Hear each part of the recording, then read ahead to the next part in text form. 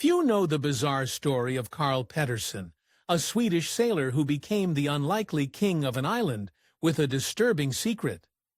Born in Sweden on October 23, 1875, Carl Pettersson joined a large family of 6 siblings.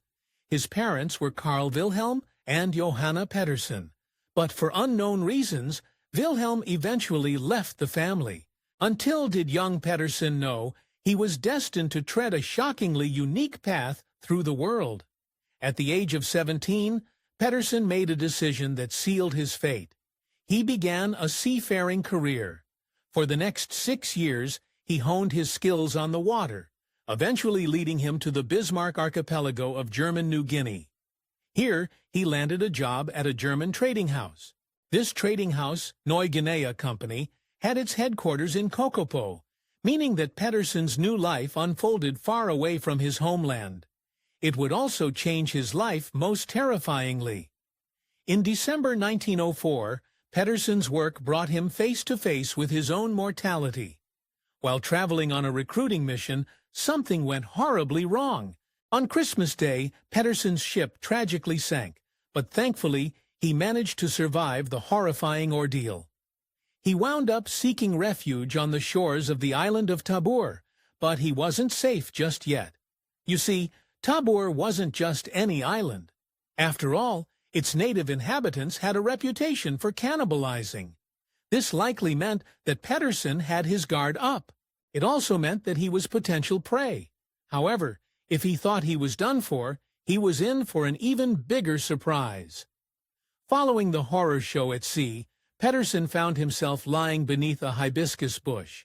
The curious locals were immediately upon him, encircling the strange new arrival. But we can only speculate what ran through their minds. Were they frightened of Pettersson? Did they want to slay him or consume him? Reportedly, the islanders decided to spare Pettersson for a bizarre reason. His eyes. His eyes were a stunning shade of light blue, and they fascinated the locals who had never witnessed anyone with such eyes before. That's when they made a surprising move. Instead of condemning Pettersson on the spot, the natives brought the lost sailor to their king, named Lambie. Pettersson's fate lay in the hands of this native royal, but luckily for him, Lambie took a liking to the stranded Swede. Lambie not only spared Pettersson's life, but gave him permission to stay on Tabor and live among his people. But the craziest twist was yet to come. Carl Pettersson was quite easy on the eyes. There's no denying that he was a handsome man with a strong build and charming to boot. Equipped with such social graces, he managed to win the heart of King Lambie's daughter, Princess Singdo.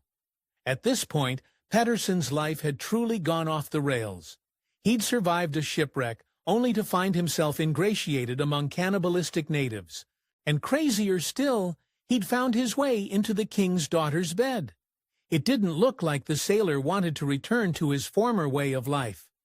Somehow, what seemed like a crisis evolved into a new way of life over the years, leading to a romance unlike any other. In 1907, 3 years after landing on the island, Pettersson wed Princess Singdo. Of all the adventures he'd ever been on, this one changed his life for good. On Tabor, Pettersson pursued a new line of work. No longer married to the sea, he turned his attention to coconuts of all things. The business of trading dried coconuts, or copra to be more specific, became his new focus in life. Though it must have been daunting to have his life turned upside down so dramatically, the former sailor managed to flourish under these new conditions. Working with coconuts turned out to be a great strength of Pettersson's, so much so that he even constructed a profitable coconut plantation known as Tarapax. Pettersson earned the respect of his fellow islanders by being a stand-up worker, citizen, and employer. He also respected the local traditions. As a result, his neighbors genuinely liked him, and they eventually gave him an unforgettable nickname. To those who deeply respected him, Carl Pettersson became known as Strong Charlie, likely inspired by his impressive physicality. Given his popularity, it's no wonder that the people eventually bestowed a magnanimous honor upon him. When King Lambie grew old and passed, Pettersson was the man hoisted to the top of the hierarchy, appointed as the island's brand new leader and king. On a Swedish newspaper later interviewed Pettersson, he expressed just how deeply he appreciated this vote of confidence, stating, "I never imagined that my life would take such a turn, but I am grateful for the opportunity to make a difference in the lives of the people of Tabor Island." Carl Pettersson continued to grow his business on Tabor, expanding his estate by establishing more plantations. However, some might argue that his relationship with Princess Singdo was even more fruitful. After Pettersson and Singdo married, they began growing their family. They wound up welcoming 9 children with 1 baby tragically passing. On the surface, Pettersson's life looked almost surreal, but sadly, a hard dose of reality upset the peaceful course of his daily life. In 1921, an awful tragedy shook Pettersson's foundations. His wife perished from puerperal fever, which is also known as childbed fever. This usually results from an infection caused by childbirth or a miscarriage. Unfortunately, this was another turning point for Pettersson, but this time, fate would have even crueler twists in store for him. Following the loss of Singdo, Pettersson found himself in deep trouble. He needed to find a mother for his 8 children.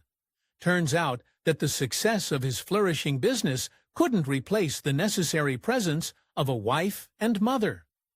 The year after losing his wife, Pettersson embarked on a somber adventure. He decided to leave the island and return to Sweden. It was time to look for a new wife who could be a proper stepmother to his large brood. Back in Sweden, Pettersson managed to open his heart once again. It was here that he met his second wife, Jessie Simpson, who was Anglo-Swedish. But when he brought his new wife back to the island of Tabor, he was in for the rudest awakening of his life.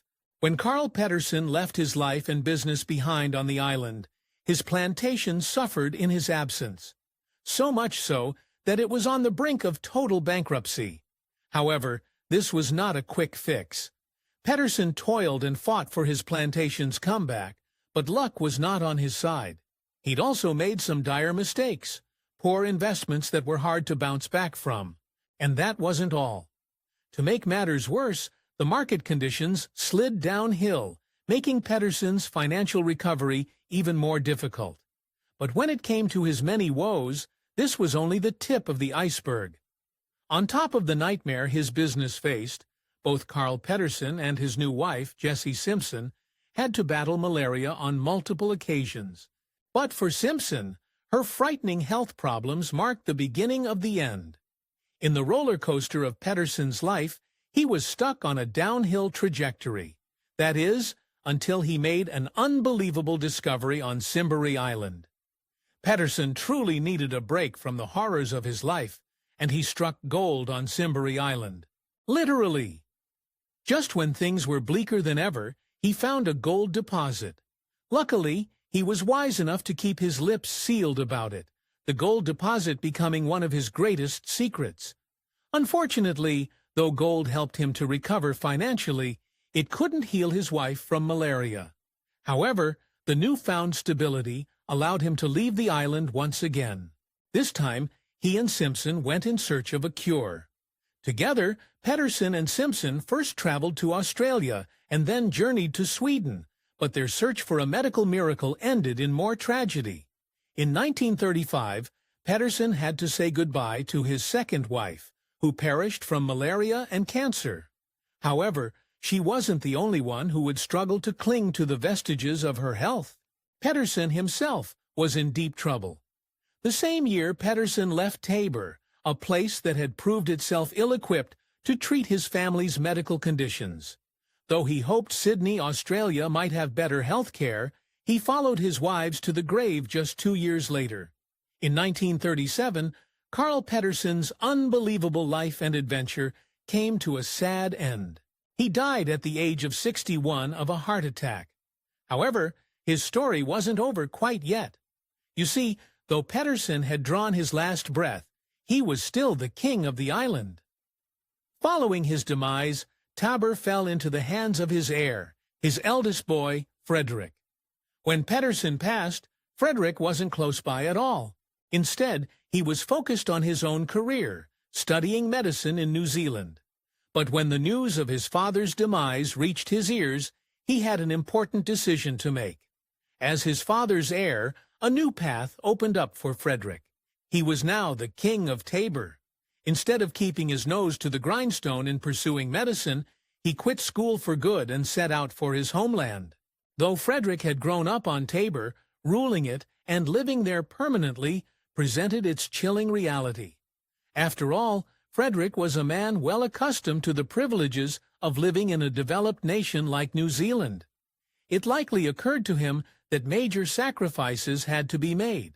Unlike his father, who had embraced life on the island and the responsibilities of being king, Frederick wasn't quite up to the same challenge.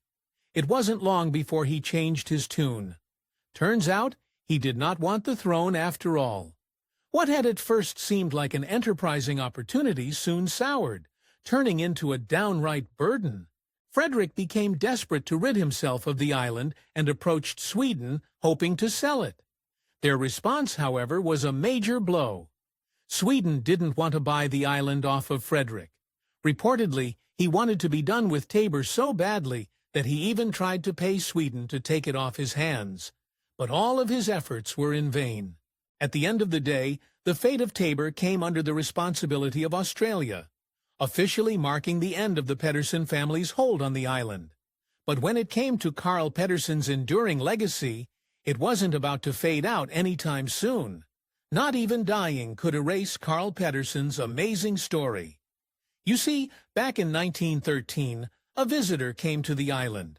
Count Bergen Myrner was a Swedish diplomat who wanted to know more about the sailor's unbelievable story. When Myrner arrived on the island, he was able to witness Pettersson's new life firsthand. He also made sure to properly document his entire experience, capturing amazing photographs of Pettersson and his large family.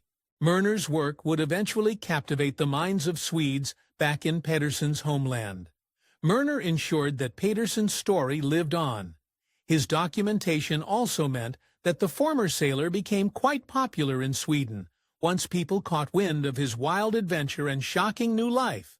But unfortunately, not every story had the ring of truth to it. According to some sources, Carl Pettersson had a habit of embellishing his personal stories and was known to twist the truth in order to make them more exciting. And so, when it comes to this historical figure, it can be hard to draw the line between fact and fiction. Pettersson told wild stories about his encounters with bloodthirsty sharks and dangerous pirates, but certain details had to be taken with a grain of salt. Still, though some of his stories may have been tall tales at best, there was no denying that the bare bones of Pettersson's own life story were undoubtedly incredible. After all, it was he who inspired a character from one of the greatest children's stories of all time. Most people have heard of the popular children's book, Pippi Longstocking, written by Astrid Lindgren. It follows the adventures of a 9-year-old red-headed girl named Pippi Longstocking. But how does Carl Pettersson fit into this story? You see, the character Pippi Longstocking has a peculiar father, a captain and sailor who disappeared at sea. However, readers later learn that he has become the ruler of a South Sea island. Sound familiar? Yes. Pettersson was the direct influence for Pippi's father, Ephraim Longstocking. From the dramatic shipwreck that upended his life to his extraordinary ascension as king of Tabor Island, Carl Pettersson's journey was anything but ordinary. Through every twist and turn, whether confronting unimaginable loss or embracing unexpected triumph, Pettersson adapted with a resilience and spirit that seemed larger than life. To this day, his life stands as a testament to the power of embracing the unknown. A tale that stirs the imagination and leaves us marveling at the incredible tapestry of adventure, survival, and reinvention he left behind. Carl Pettersson's story is not just a chapter of history, it's a reminder that the most remarkable lives are often the ones we never see coming.